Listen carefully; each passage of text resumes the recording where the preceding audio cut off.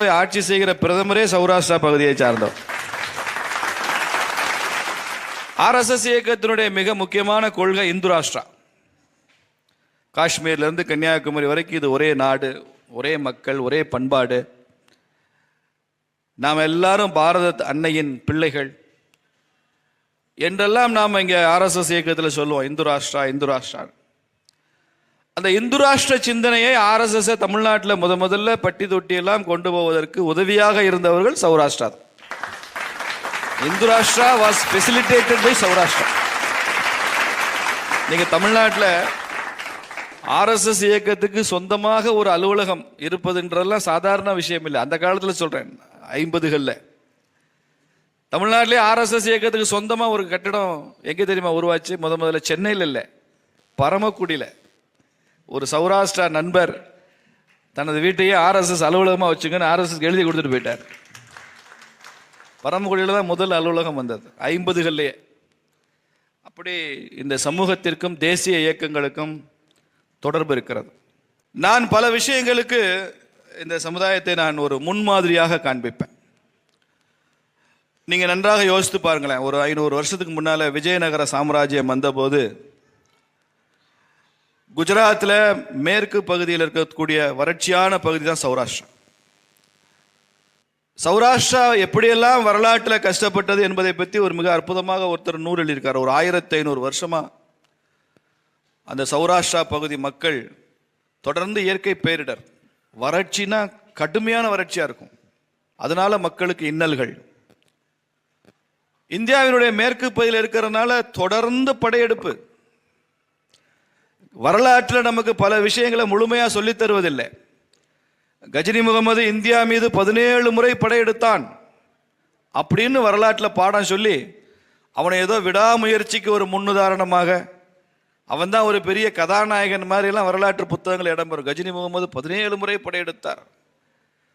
17 முறையும் அவனை அடித்து விரட்டியவர்கள் சௌராஷ்டிரா மக்கள் என்பதை வரலாற்றில் சொல்லுது. 17 முறை அடித்து விரட்டிக்கிறாங்க. அந்த சோமநாதபுரத்து ஆலயத்தை அவன் அழித்து விட்டு சென்றான். அந்த சோமநாதபுரம் ஆலய கதவு, அது மணிக்க தங்கத்தில் செய்யப்பட்ட ஒரு கதவு, அதை எடுத்துட்டு போயிட்டான். சோமநாதபுரம் ஆலயத்தை கஜினி முகமது கொள்ளையடித்தான் என்பதை வரலாற்றில் சொல்லி இருக்கிறார்கள். ஆனால் பஞ்சாபை ஆட்சி செய்த ரஞ்சித் சிங் என்கிற மகாராஜா திரும்ப கஜினி முகமதுனுடைய அந்த டெரிட்டரிக்கே போய் மிகப்பெரிய யுத்தம் நடத்தி சோமநாதபுரத்தில் கஜினி முகமது திருடி சென்ற அந்த மிக பிரம்மாண்டமான புனிதமான அந்த ஆலய கதவை திரும்ப மீட்டு கொண்டு வந்து வைத்தான் ரஞ்சித் சிங் மகாராஜா என்பதை பற்றி சொல்வதில்லை. நாம் அடி வாங்கினது, நாம் அடிமையாக இருந்தது, நாம் சீரழிஞ்சது, கஷ்டப்பட்டது தான் சொல்கிறானே தவிர வரலாற்றில் நாம் எழுச்சியுடன் போராடியது, எதிரிகளை அடித்து விரட்டியது, இதை சொன்னால் தானே இளைஞனுக்கு வீரம் வரும். அதை பற்றி சொல்கிறதில்லை. கஜினி முகமதுவை சந்தித்த ஒரு சமுதாயம் சௌராஷ்டிரா சமுதாயம். இதை பற்றி ஒருத்தர் பெரிய புத்தகம் இருக்கார், 1500 years ஆஃப் சௌராஷ்டிரா கம்யூனிட்டி. அவங்க பட்ட கஷ்டங்கள். அதனால தொடர்ந்து இயற்கை அவர்களுக்கு எதிராக இருந்தது, எதிரிகள் அவர்களுக்கு எதிராக இருந்தார்கள். கொடுமையான நோய்கள், பஞ்சம் அங்கேதான் முதல்ல ஆரம்பிக்கும். தொற்று நோய்கள்லாம் அங்கே தான் ஆரம்பிக்கும். இதை பற்றிலாம் அவர் பெரிய வரலாற்று ஆராய்ச்சி எழுதியிருக்கிறார். நீங்கள் ஆர்வம் இருந்து அதை பற்றி நீங்கள் படிக்கலாம். ஆங்கிலத்தில் தான் இருக்கு. நானுமே அதை முழுவதுமாக வாசித்ததில்லை, அதனுடைய ஜிஸ்ட் மாத்திரம் தெரிஞ்சு வாசிச்சிருக்கேன். அப்போ விஜயநகர சாம்ராஜ்யம் வந்த உடனே இயற்கையிலேயே ஒரு வளம் குறைந்த பகுதியிலிருந்து வளமான பகுதிக்கு மக்கள் புலம்பெயர்வாங்க, அது இயற்கை.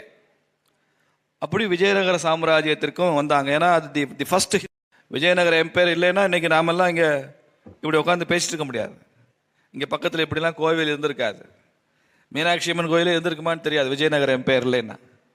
36 ஆண்டு காலம் பூட்டி வைக்கப்பட்டு மீனாட்சியை கொண்டு போய் கன்னியாகுமரியில் போய் ஒழித்து வைத்து மாலிகாஃபூர் நாள் சீரழிந்து விட்ட மதுரை விஜயநகர சாம்ராஜ்யம் வந்த பிறகுதான் மீண்டும் புத்தொளி பெற்றது. 36 வருஷம் பூட்டி இருந்த மீனாட்சி அம்மன் கோயில் கதவு அப்போதான் திறந்தாங்க. ஸ்ரீரங்கமும் அப்படிதான் 36 வருஷம் பூட்டியாச்சு. மாலிகாஃபூருக்கு அப்புறம் பாண்டிய வம்சமே எழுந்திருக்கலை, அதோடு ஒழிச்சிட்டான் மாலிகாஃபூர். அப்படி ஒரு நிலைமை. விஜயநகர எம்பையருக்கு புலம்பெயர்ந்தவர்கள் அங்கிருந்து தமிழ்நாட்டை நாயக்க மன்னர்கள் ஆட்சி பண்ணாங்க. விஜயநகரத்தினுடைய டிசெண்டன்ஸ் அவங்க. விஜயநகர சாம்ராஜ்யம் அழிந்த பின்பும் கூட தமிழ்நாட்டில் நாயக்கர்கள் ஆட்சி அழியவில்லை, தொடர்ந்து இருந்தது. அப்படி அவங்களை எல்லாம் கொண்டு வந்தார். நாயக்கர்களே அழைத்து, விருந்தினர்கள் மாதிரி அழைத்து வந்து அந்த ஸ்கில் எங்களுக்கு சொல்லணும், இந்த பாண்டிய நாட்டுக்கு அது வேணும் அப்படின்னு அழைத்து வரப்பட்டவர்கள் அப்படின்னு வரலாற்றை நாம் கேள்விப்படுகிறோம். அப்போ பாருங்க, கிட்டத்தட்ட ஒரு 1500-2000 கிலோமீட்டர் தள்ளி நின்று வந்த ஒரு சமுதாயம். இந்த சமுதாயத்தோட சிறப்பு என்னன்னா, உங்க 2000 கிலோமீட்டர் புலம்பெயர்ந்து இன்னைக்கு மதுரைக்கோ பரமக்குடிக்கோ தஞ்சாவூருக்கோ வந்திருக்கலாம். ஆனால் ஒரு தமிழன் எப்படி தமிழ்நாட்டில் தன்னைத்தானே இந்த மண்ணோடும் மக்களோடும் பண்பாட்டோடும் கலந்து போவானோ, அதுபோல தன்னை கொஞ்சம் கூட அந்நியப்படுத்திக் கொள்ளாமல் இந்த மண்ணோடு கலந்து விட்டவர்கள் இந்த சௌராஷ்டிரம். இதுதான் அந்த கல்ச்சுரல் இன்டகிரேஷன் அப்படின்னு சொல்லி கலந்து போயாச்சு.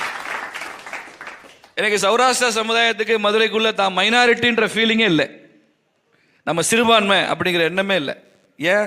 இன்செக்யூர் ஃபீலிங் இருக்கிறவங்க தான் சிறுபான்மைன்னு சொல்லிட்டே இருப்பாங்க. ஒரு பாதுகாப்பற்ற சூழல் இருக்கிறவங்க தான். அந்த மண்ணோட கலந்துட்டவங்க, அந்த மண்ணை நேசிக்கிறவங்க முழுமையாக அவர்கள் ஒற்றுமை அடைஞ்சு விடுவாங்க. நீங்க பாருங்க, நம்ம பேசுறது சௌராஷ்டிர மொழியா இருக்கலாம், ஆனா பேர் வச்சிருக்கிறதெல்லாம் தமிழ் பேர் தான். நாங்க சௌராஷ்டிரான்னு போய் நீங்க குஜராத்தில் சொல்லுங்களேன், உங்களை ஏத்துக்க மாட்டேன், நீ தமிழன்டான்றான். தமிழ்நாட்டில் வேணா அவங்கள தமிழன் இல்லைன்னு சொல்றதுக்கு சில திருட்டு கூட்டம் இருக்குமே தவிர, நாங்கள் தமிழர்கள் தான் என்பதில் சற்றும் இளைத்தவர்கள் அல்ல இந்த சௌராஷ்டிரா மக்கள் என்பதை நாம் திரும்ப திரும்ப பதிவு செய்யறோம். நீங்க நாயகி சுவாமிகளுடைய வாழ்க்கை எடுத்து பார்த்தீங்கன்னா, அவருக்கு அநேகமா பெருமாளை தவிர வாழ்க்கையில் ஒன்றும் இல்லை, வாழ்க்கையே அவருக்கு அதுதான். திருப்பதியில வெங்கடாஜலபதிக்கு புடவை அலங்காரம் உண்டு, புடவை அலங்காரம் செஞ்சு பார்ப்பாங்க. எனக்கு தெரியும் நாயகி சுவாமிகளும் புடவை அலங்காரத்தோடு தன்னை வைத்து கொண்டவர், பெருமாள் மாதிரியே தன்னை பாவித்து கொண்டவர் தான் அவர். ஏன்னா பெருமாள்ங்கிறது ஃபெமினைன் காட், சிவபெருமான்றது மேஸ்குலின் காட். அதனாலதான் அவர் பெருமான் இன் விகுதி, இவர் பெருமாள் இல்லுன்னு வந்தாலே ஃபெமினைன் வந்துருது இல்ல. அவர் அபிஷேக பிரியர் சிவன், விஷ்ணு வந்து அலங்கார பிரியர். பெண்கள் எப்படி தங்களை அலங்காரம் செய்து கொள்ள விரும்புவார்களோ அப்படி அலங்கார பிரியர். பெருமாள் எப்ப பெண் அவதாரம் எடுக்கிறாரோ அப்ப பார்வதி ஆயிடுறார். அதனால விஷ்ணுவோடைய ஃபிமேல் வெர்ஷன் தான் பார்வதி, பார்வதியோடைய மேல் வெர்ஷன் தான் விஷ்ணு. அதனாலதான் அண்ணன் தங்கச்சின்னு சொல்லுவாங்க. அப்படி ஒரு நாயகி சுவாமியுடைய வாழ்க்கை, அவரது கீர்த்தனைகள் எப்படி வாரியார் சுவாமிகள் 64வது நாயன்மார் என்று அறிவித்தார்களோ அதே மாதிரி நாயகி சுவாமிகளை 13வது ஆழ்வார் என்று அறிவியுங்கள். சார் நாம அறிவிக்கலாம், கவர்மெண்ட் ஏற்றுக்குமா சார்? கவர்மெண்ட் ஆதரிக்குமான்னு கேட்காதீங்க. அரசாங்கம் சௌராஷ்டிர சமுதாயத்தை ஆதரிக்குமான்னு கேட்காதீங்க. சௌராஷ்டிர சமுதாயம் அரசாங்கத்தை ஆதரிக்குதான்னு கேளுங்க. நீங்க தான் கவர்மெண்ட்டை சப்போர்ட், அந்த கருத்தை உருவாக்கு. இதை செய்யணும். இல்லைன்னா நீங்க பாருங்க, அழகர் வர்றாரு,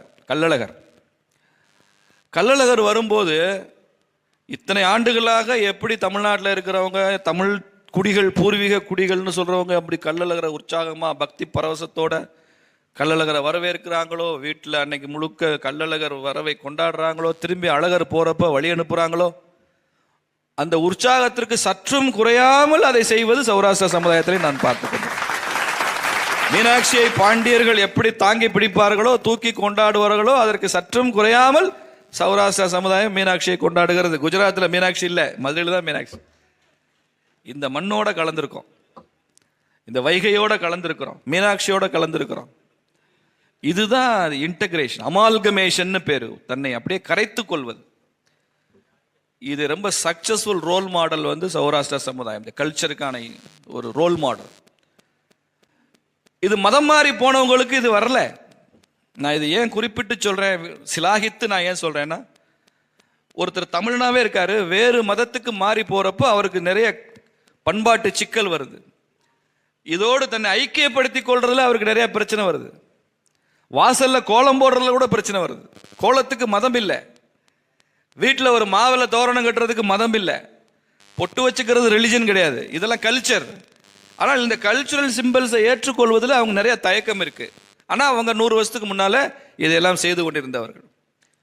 செய்து கொண்டிருந்தவர்கள் வழிபாட்டு முறையை மாற்றிக்கொண்டார்கள் என்பதனால பண்பாடை மாறிக்கொள்கிறார்கள் என்றால், வழிபாட்டு முறையும் பண்பாடும் மாறாமல் வைத்திருக்கிற சமுதாயம் சௌராஷ்டிரா சமுதாயம். இது கிட்டத்தட்ட ரொம்ப மைனாரிட்டி, மைக்ரோஸ்கோபிக் மைனாரிட்டி இது. ஆனா உங்களுக்கு சௌராஷ்டிரா சமுதாயத்தினுடைய காமன் அசட்ஸ் எத்தனை ஆயிரம் கோடி இருக்கு தெரியுமா உங்களுக்கு? 10,000 கோடி இருக்கும். Common assets for Saurashtra. 10 லட்சம் மக்கள் தொகைக்கு 10,000 கோடி ரூபாய்க்கான அசட்ஸ் இருக்கிறது. காமன் அசட், பொது சொத்து இருக்கிறது. இந்தியாவில் வேற எந்த ஜாதியும் கிடையாது. மதுரையில் தான் சௌராஷ்டிராக்கு தான் இருக்கு. சௌராஷ்டிரா நடத்துகிற கல்லூரி, பொறியியல் கல்லூரி, பாலிடெக்னிக்கு, நீங்கள் வச்சிருக்கிற எல்லாத்தோட வேல்யூ போடுங்க, அசட் ப்ரைஸ் வேல்யூ போடுங்க. இன்னைக்கு 10,000 crore தாண்டும். நான் கன்சர்வேட்டிவ் அசஸ்மெண்ட்டில் சொல்கிறேன். நான் ஒரு விஷயத்தை தனியாக செய்யாமல் கூட்டாக சேர்ந்து செய்வதில் ரோல் மாடல் இந்த சமுதாயம் தான். மற்ற ஜாதிகளுக்கும் நிறைய சொத்து இருக்கு. ஏன்னா தனிப்பட்ட குடும்பம் அல்லது இண்டிவிஜுவல் பேர்ல அந்த அசட் இருக்கு, கம்யூனிட்டி பேர்ல இல்லை. கம்யூனிட்டி பேர்ல இருக்கிற அசட்ஸை நாம ஒப்பிட்டு பார்த்தால் இந்த சமுதாயம் யாருக்கும் பின்தங்கியதாகவும் இல்லை.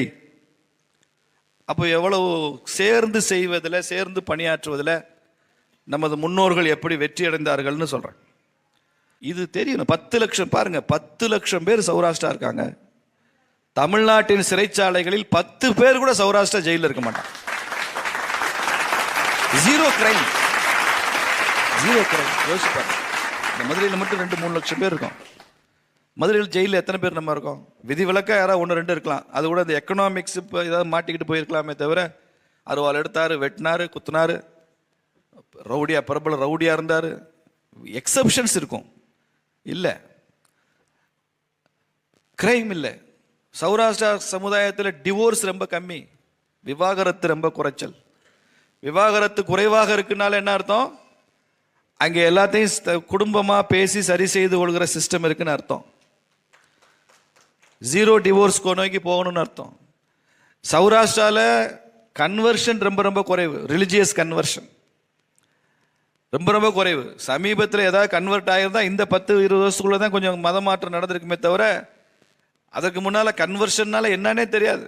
யாரும் நம்ம தெருக்களில் நோட்டீஸ் கொடுத்த வரலாறே கிடையாது. நோட்டீஸ் கொடுக்கறவனுக்கு நம்ம நோட்டீஸ் கொடுத்துருக்கோம். அப்ப கன்வர்ஷன் குறைவு, குற்றங்கள் குறைவு, விவாகரத்து குறைவு, குடிக்கிற பழக்கம் குறைவு. இதெல்லாம் தான் நமது முன்னோர்கள் கட்டி காத்து வைத்த ஒரு கல்ச்சுரல் ட்ரெஷர், பண்பாட்டு பொக்கிஷம்.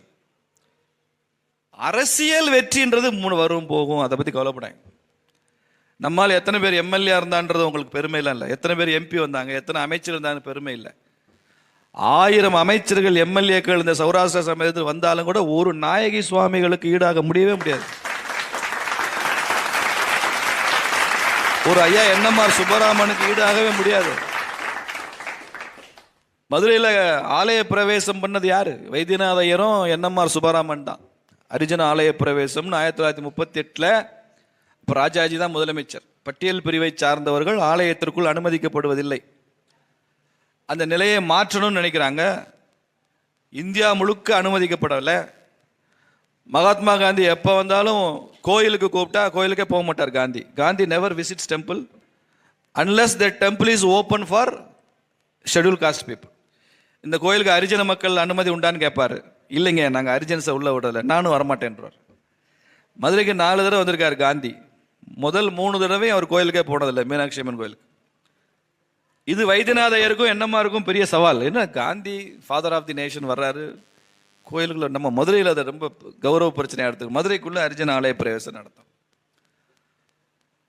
தயாராயிருச்சு திட்டம் எல்லாம்.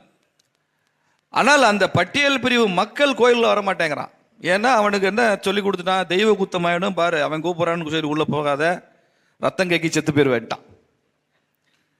நீ உள்ள போ பாரு, மறுநாளே என்ன ஆகுதுன்னு பாரு. அவனுக்கு பயம் வந்துருச்சு. அப்ப அந்த காலம் அப்படித்தானே, 1930s அவங்களாம் என்எம்ஆர்ட்ட சொல்லிட்டாங்க, நாங்க வரலன்ட்டாங்க. தெய்வ குத்தமாயிடும், ரத்தம் கேக்கி செத்து போயிடும்னு சொல்றாங்க. அப்ப என்எம்ஆர் என்ன பண்ணார் தெரியுமா? இந்த தமிழ்நாட்டில் ஆலய பிரவேசம் நடக்கிறதுக்கு முன்னால பக்கத்துல திருவிதாங்கூர் சமஸ்தானத்தில் நடந்துருச்சு, கேரளால, கன்னியாகுமரி மாவட்டத்தில். அதனால அவர் என்ன பண்றாரு, பட்டியல் பிரிவு மக்களை ஒரு பஸ்ஸை பிடிச்சி என்ன மாதிரி பண்ணது சொல்றேன். இங்கிருந்து நாகராஜா கோயிலுக்கு, நாகர்கோயில் கூட்டிட்டு போறாரு. திருவனந்தபுரம் பத்மநாப சாமி கோயிலுக்கு கூட்டிட்டு போவாரு. அங்கே போய் அங்கே உள்ள பட்டியல் சமுதாய மக்கள் கோயிலுக்கு போகிறாங்களே, அவங்களையும் இவங்களையும் பேச விடுறாரு. இல்லை நாங்கள் போயிட்டு இருக்கோமே 3-4 வருஷமாக கோயிலுக்கு போகிறோமே, அப்படியே அவங்களுக்கு ஒன்றும் ஆகலையாங்கிறான். நம்மால் ஒன்றும் ஆகலையா, ஒன்றும் ரத்தம் கைக்கெல்லாம் ஒன்றும் ரத்த வாந்தியெல்லாம் ஒன்றும் வரலையா, எதுவுமே வரலடா, நல்லா இருக்கும். அப்போ பாருங்க மனசை எப்படி தயாரிக்கிறான், சைக்காலஜிக்கல் ப்ரிப்பரேஷன். அவர் நினச்சா போங்கடா நாசமாக போனீங்களா, நீ கோயிலுக்கே வர மாட்டீங்க, நான் உங்களுக்காக என்னெல்லாம் பண்ணுறேன்னு ஏதோ சாபம் விட்டு சவிச்சிருக்கலாம். அந்த சாதாரண மக்களை, எளிய மக்களை, பண்பாட்டிலே ஆன்மீகத்திலே உச்சத்தில் இருந்து அந்த மக்கள், பட்டியல் பிரிவு மக்களை அவங்க ஏதோ மூட நம்பிக்கையில் இருக்கிறாங்கன்றதுக்காக அவர்களை குறை சொல்லாமல் அவர்களை உளவியல் ரீதியாக தயாரிக்கிற அந்த எண்ணம் இருக்க, இடம் இருக்க, அது என்ன மாதிரி அவர்கள் இருந்ததுனால நடந்தது.